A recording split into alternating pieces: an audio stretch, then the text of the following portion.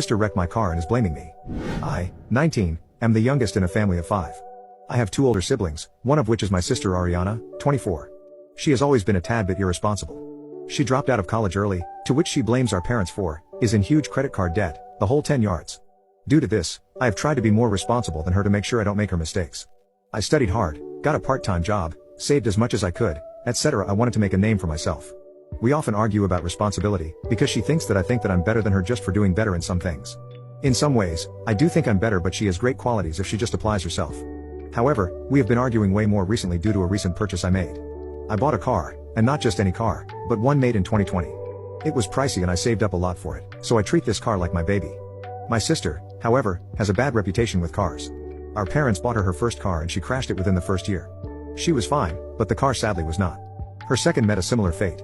I was avoiding her using my car at all costs. If she needed a ride, I would offer her a ride, as long as she didn't drive. She was very upset about it, constantly telling our parents that I think I'm better than her and that I'm being disrespectful to her. My parents tended to stay out of it because although they agree with me, they didn't want to hear her arguments.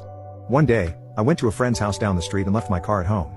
I was gone all day and I guess my sister took it upon herself to show me a lesson. She took my car and went all around town, testing it out. Wanna guess what happened? She rear-ended another car so hard that the entire front of my car fell off. When I got home to find my car in that state, war broke out. I was screaming non-stop and she began yelling at me back.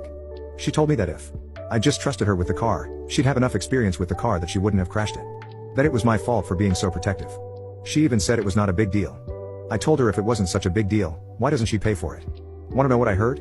Absolute crickets. She refused to pay, as it was my fault. I had to leave the house before it actually strangled me. Now my parents are texting me begging me to come home, but I cannot bear to see her idiotic face.